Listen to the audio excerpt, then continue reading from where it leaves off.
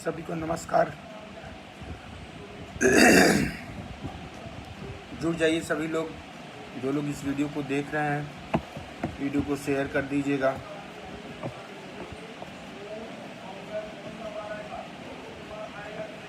मंत्री जी के पीए और चमचे सभी लोग सदमे में हैं। इन्होंने डायरेक्ट आरक्षित वर्ग के अभ्यर्थियों से लोहा लिया है, तो कहीं न कहीं इनको महंगा पड़ रहा है इस चीज़ को। लेकिन थोड़ा सा आप लोग जोर लगा दीजिए, जिससे ये लड़ाई इतनी मजबूत हो जाए कि हमको आपको लड़ने में आसानी हो जाए। थोड़ा सा एक बार जोर लगा के आप लोग शेयर कर दीजिए,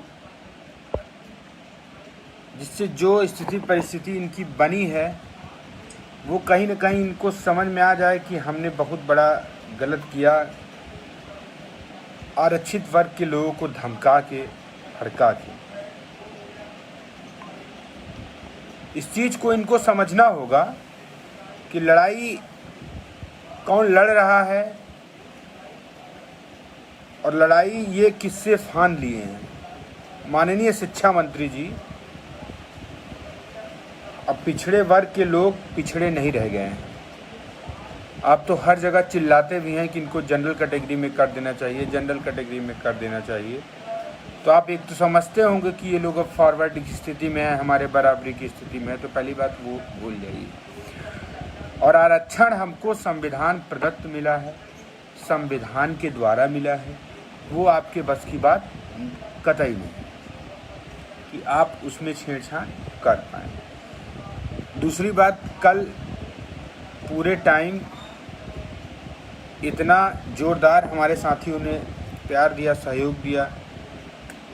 शिक्षा मंत्री खुद सदमे में है। निवेदन है, जो भी साथी देख रहे हैं, कृपा करके निवेदन है कि इस वीडियो को शेयर कीजिएगा, क्योंकि ये लड़ाई 69,000 शिक्षक भर्ती की नहीं है। आने वाली जितनी भर्तियां होंगी उन सभी भर्तियों का है, चाहे यूपीएसएससी की हो, चाहे लेखपाल की हो, चाहे रेलवे की हो, सब जगह है। कहीं न कहीं यही हो रहा है, लेकिन कोई उस चीज़ को दिमाग में रख ही नहीं रहा है कि इस तरीके की घटना भारतीय जनता पार्टी के लोग कर रहे हैं, और सिर्फ अपने लोगों को एक तरीके से मैनेज करने के लिए ये सारी कूटनीति और कूट चीज़ें रची जा रही हैं। पहली बात, समस्त साथियों से विनम्र निवेदन है कि इस वीडियो को शेयर करिए। और आज सुनिए कि क्या मैं समस्त साथियों से ये निवेदन करना चाहूँगा कि आप लोग एक बड़े प्रोटेस्ट की तैयारी कीजिए, लेकिन वो सिर्फ और सिर्फ आरक्षण घोटाले को लेकर होना चाहिए। और उस चीज़ का लीड भी मैं भी करूँगा, इस चीज़ को मैं बता दे रहा हूँ। अभी जो एमआरसी का धरना होने जा रहा है, आज तक मेरे पास ऐसे कोई फ़ोन नहीं आए हैं कि आपको धरने में आना है। क्या है इसका कौन लीड कर रहा है ये भी मुझे नहीं पता। तो इस तरीके से बिना कोई रणनीति के, बिना कोई सिस्टम के मैं तो धरने में नहीं आना चाहता, जब तक ये बातें डिस्क्लोज नहीं होंगी कि कौन इसका लीड कर रहा है, क्या क्या रणनीति है, कैसे होगा। बिना इसके शिवशंकर जी मैं नहीं होने वाला हूँ, क्योंकि बिना किसी सिस्टम के, बिना किसी माध्यम से कोई धरना आज तक सफल नहीं हुआ है, ये सब बखूबी जानते हैं। तो इसलिए पहले जो भी इसका लीड कर रहे हैं वो मेरे पास फ़ोन करें या एक जूम मीटिंग रख लें। सभी लोग, एक ओपन प्लेटफॉर्म मीटिंग रहेगी, सभी लोग उसमें शामिल हो, सभी लोग अपने विचार दें, और तब जाके एक विशाल धरने का आगाज किया जाए। ऐसे आनन फानन में कूद के धरना नहीं होता।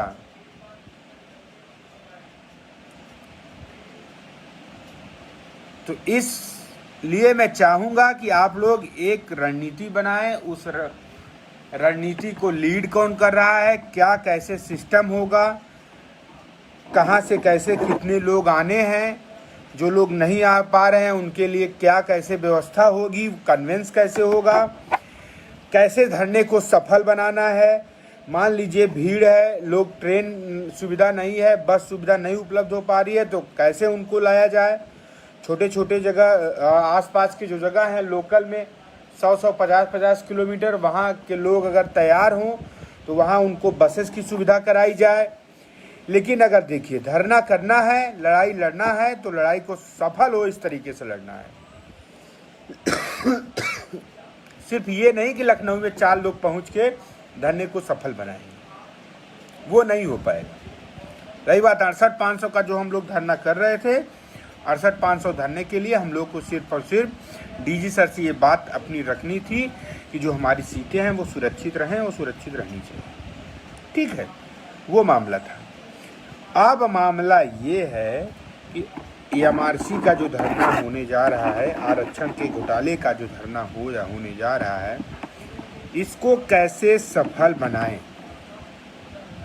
इस बात पे सभी को एक मंच पे आना पड़ेगा, एक साथ आना पड़ेगा, सभी को गिले शिकवे दूर करके सामाजिक लड़ाई को लड़ना पड़ेगा। सबसे बड़ी बात, अगर ये कोई सोचेगा कि मैं बड़ा, तू बड़ा, तू बड़ा, मैं बड़ा, तो कोई नहीं बड़ा है, सब वही रोड पे सड़ा पड़ा मिलेगा। इस चीज़ को समझिएगा। और मैंने तो ये लड़ाई छेड़ दी है, तो इस लड़ाई को तो मैं लड़ूंगा। इस चीज़ को आप लोग समझिए। चाहे मंत्री जी धमकी दें, चाहे मंत्री जी जेल करा दें, चाहे जो करा दें, माननीय शिक्षा मंत्री के दम दिलासा है तो वो अपना जो करना चाहें वो करें, वो फ्री हैं। लेकिन मंत्री जी, आप आरक्षण चोर हैं, आरक्षण की आप चोरी किए हैं। माननीय राष्ट्रीय पिछड़ा वर्ग आयोग ने आपको चोर कहा है, तो आप उस चीज़ को एक्सेप्ट कीजिए। आप अपने भाई को EWS कोटे से नौकरी दिलवाए हैं, तो आप चोर हैं। माननीय मुख्यमंत्री योगी आदित्यनाथ जी को आप कहीं न कहीं उनकी छवि को धूमिल कर रहे हैं, और मैं अपने मुखिया की छवि को धूमिल नहीं होने दूंगा। माननीय शिक्षा मंत्री जी, आप खुले पब्लिक प्लेटफॉर्म पे क्षमा मांगिए, अपने भाई को जेल करवाइए, और माननीय मुख्यमंत्री जी से भी आप क्षमा मांगिए कि माननीय मुख्यमंत्री जी, गलती से मैंने आरक्षण की चोरी कर ली है। अब इन छात्रों को मैं चाह रहा हूं कि नौकरी दे दूं। अभी जो नई लिस्ट आने वाली है, मैं ये चाहूँगा और मैं ये मांग करता हूँ कि आप ये सभी आरक्षित वर्ग के अभ्यर्थियों से ये सीटें भरी जाएं। ये मेरा मांग है, और खुले मंच से मैं राज्यपाल को इस संज्ञान में लेटर लिखने जा रहा हूँ। माननीय राष्ट्रपति को लेटर लिखने जा रहा हूँ। माननीय प्रधानमंत्री मोदी जी को ये लेटर लिखने जा रहा हूँ। और शिक्षा मंत्री जी, इस चीज को आपको समझना होगा कि जो युवाओं, बेरोजगारों को आपने ठगा है, करोड़ों का गमन करके आपने लाखों में जमीन लिखवाई है, इस चीज के लिए आपको शिक्षा मंत्री नहीं बनाया गया था। आपको शिक्षा मंत्री बेसिक शिक्षा को सुधारने के लिए बनाया गया था। लेकिन आप आरक्षण का घोटाला करते हैं, युवाओं के हक को छीनते हैं। बताइए कौन आपकी पार्टी पर, आपके ऊपर विश्वास करे। आप योगी जी की कहीं ना कहीं छवि पे लांछन लगा रहे हैं। योगी जी को आप गलत ठहरा रहे हैं। योगी जी कभी नहीं कर सकते। योगी जी आरक्षण घोटाले की बात कभी नहीं कर सकते। लेकिन आप, योगी जी को एक्सपीरियंस नहीं है सरकार चलाने का, इस चीज का आप फायदा उठा रहे हैं मंत्री जी। ये स्पष्ट रूप से कि योगी जी को कतई नहीं पता कि आप इतना गलत कर रहे हैं, लेकिन योगी जी सुनना भी नहीं चाह रहे हैं, क्योंकि आप लोग उनको इतना चाटुकारिता उनकी करते हैं कि योगी जी उसी में मस्त हैं।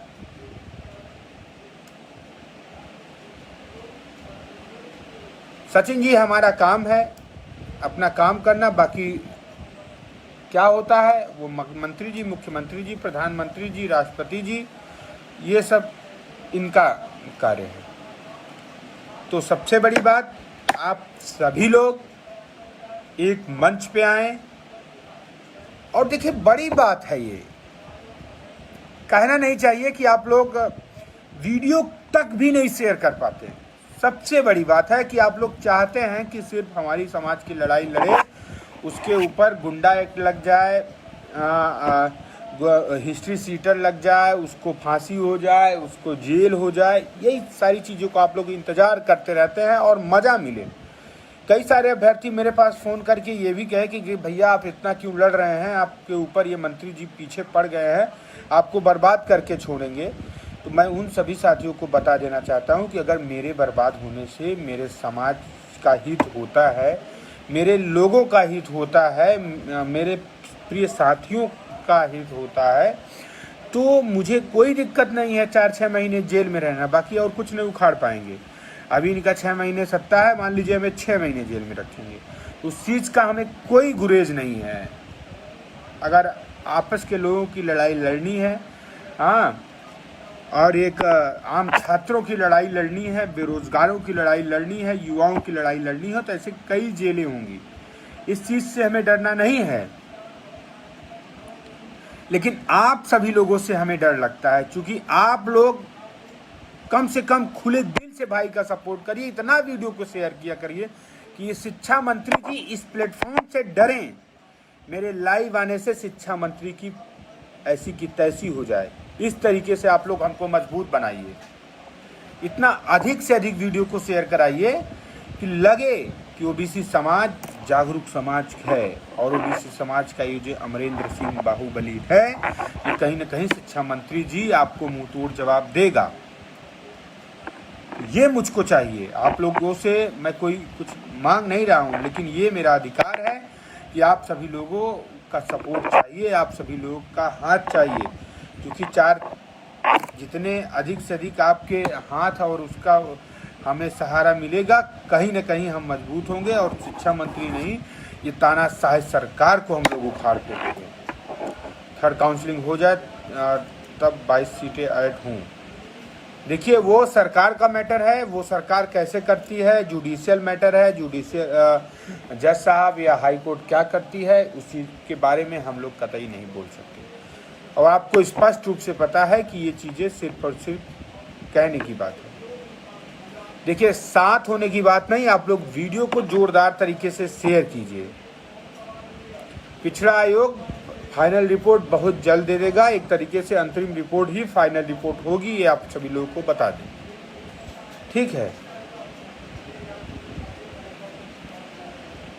22 को धरने में आना है, लेकिन 22 का शेड्यूल मुझे पूरा सिस्टम पहले पता होना चाहिए कि क्या होगा, कौन कहाँ से आ रहा है, क्या कैसे आ रहा है, कौन इसका लीड कर रहा है, तभी प्रवीण जी मैं इस बारे में कुछ बोल पाऊंगा। मैं स्पष्ट रूप से बोल रहा हूँ, कौन इसको वो किया है, ये सारी चीज़ें हमको डिटेल्स दिलवाई जाए और हमसे बात किया जाए, एक ओपन प्लेटफॉर्म जूम मीटिंग की जाए, क्या कैसे होगा, कौन कौन इस लड़ाई में साथ है, कौन कौन नहीं साथ है, ये जब तक नहीं डिक्लेयर होगा तब तक मैं उस लड़ाई में नहीं आने वाला। ये मेरा पॉइंट है, ठीक है। उसमें सभी लोग जो लड़ाई लड़ रहे हैं वो खुले मन से आएँ, एक ओपन प्लेटफॉर्म पे मीटिंग करें, तब जाके ये कुछ हो पाएगा। यूपी टेट किस सेमेस्टर में मान है, 1 साल आपका पूरा हो जाए, दूसरे ईयर में रहे, मतलब थर्ड सेमेस्टर आपका चलता रहे, आपका यूपी टेट मान है। आप 22 को धरने में पहुँचे, समाज की लड़ाई है, मैं बिल्कुल समाज की लड़ाई होगी, लेकिन ऐसी लड़ाई मैं नहीं लड़ता, हाँ, जो समाज को बीच आधे अधूरे रास्ते में छोड़ता, क्योंकि ये बेवकूफ़ चूतिया जाहिल लोग हैं, ये सिर्फ और सिर्फ अपनी रोटी सेकना चाहते हैं। मैं स्पष्ट रूप से बता देना चाहता हूं कि अगर ढंग से कोई इस लड़ाई में बीच में आ रहा है तो मैं उनके साथ हूं, लेकिन पूरे डंके चोटे के साथ। पता चले कि आधे लोग घर में हैं और आधे लोग लड़ाई लड़ रहे हैं, तो इस तरीके से मैं कुछ भी नहीं होने दूंगा। मैं स्पष्ट रूप से बता रहा हूँ, 21 को आना है, आपके बिना कैसे होगा।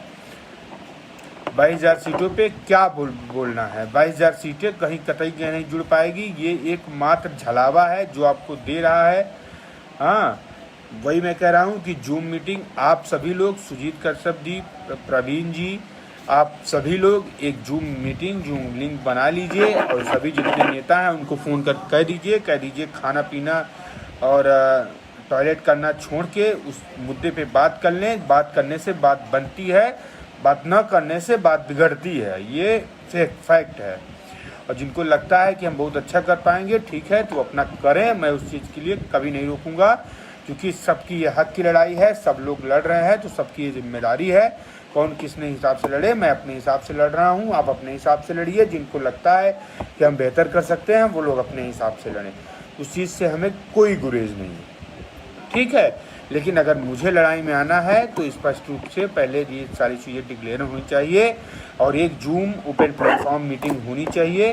सभी लोग जो भी सब रहे उस चीज़ को सब लोग साक्षी रहें, सारे जवाल सवाब हो जाए, तभी जाके आगे कोई मीटिंग, आगे कोई धरना होगा। अदरवाइज़ अगर आप लोग बच्चों को बेवकूफ़ बनाना चाहते हैं, बच्चों के ऊपर मुकदमा कराना चाहते हैं, तो आप लोग बिल्कुल धरना करें। कोविड काल में एक बहुत बड़े तैयारी के साथ धरना देना होगा। धरना उसके लिए आप सभी को एकजुट होना पड़ेगा, एक सिस्टम के साथ आना पड़ेगा, तभी ये लड़ाई। और एक बार लास्ट बार आप लोगों को बोल रहे हैं कि वीडियो को पहले शेयर कर दीजिए। थर्ड लिस्ट तो कभी भी आ सकती है, लेकिन दबाव जो हमारा बना है थर्ड लिस्ट पे, माननीय मंत्री जी के ऊपर जो प्रेशर बना है वो एक तरीके से पूरी तरीके की दिख रहा है कि आरक्षित वर्ग को ये लोग कैसे सेटलमेंट करें, उसी पे बात चल रही है। अगर आप लोग अभी प्रेशर बना पाए तो बेहतर रहेगा, नहीं बना पाए तो कहीं ना कहीं आप लोग फिर से नौकरी से वंचित रहेंगे। या 27% आरक्षण मिलना चाहिए, वो मैं जमाने से चिल्ला रहा हूँ उस तरीके से। 100 लिस्ट का क्या मैटर है, ये एक तरीके से बेवकूफ़ियत है, ऐसा कुछ नहीं है। जो संशोधन वाला मामला था कहीं ना कहीं क्लियर हो चुका है, ऐसा कोई मैटर नहीं है। 67 गुणांक के नीचे 27% आरक्षण मिलना चाहिए, बिल्कुल। आप तो बाहुबली हैं भाई, ऐसा कुछ नहीं है, बाहुबली नहीं है। ये कहने की बात है, आप सभी लोगों का प्यार है वो अलग बात है। मुझे आना है, मैं आप सभी लोगों से बोल रहा हूँ, मैं 101% आऊँगा, लेकिन सबसे बड़ा मैटर ये है कि बिना कोई मीटिंग बताया जाए क्या होना है, कैसे करना है धरना। हाँ, लोग कहाँ से आ रहे हैं, किस ज़िले से आ रहे हैं, तो उस चीज़ को मैं समझूंगा। और हमारा नंबर है, आप सभी लोग जो भी ग्रुप बने हों आरक्षित वर्ग के धरने के हिसाब से, उस ग्रुप में मुझे ऐड कर दीजिए। 7668 96 0566 ये नंबर, इस पर ऐड कर दीजिए। बाकी जो भी होगा आप सभी लोग मीटिंग कर लीजिए, जो भी सभी लोगों का निर्णय होगा उस निर्णय को हम मानेंगे और आगे जोरदार तरीके से धरना होगा। भाई लीडिंग की ज़रूरत है, उस चीज़ को पता चले ना कौन लीडिंग कर रहा है।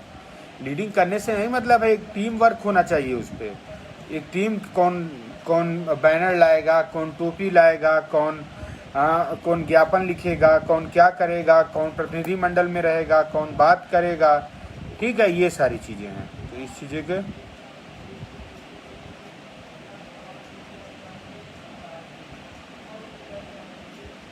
ये मेरे कहने से नहीं, ये सभी जितने छात्र हैं, जितने आरक्षित वर्ग के स्टूडेंट हैं, वो सारी चीज़ें कहें।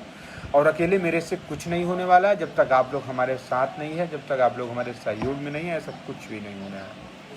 लाइफ का मैटर है, इसीलिए मैं गला फाड़ के चिल्ला रहा हूँ, अदरवाइज मुझे गला फाड़ने की कोई ज़रूरत नहीं है।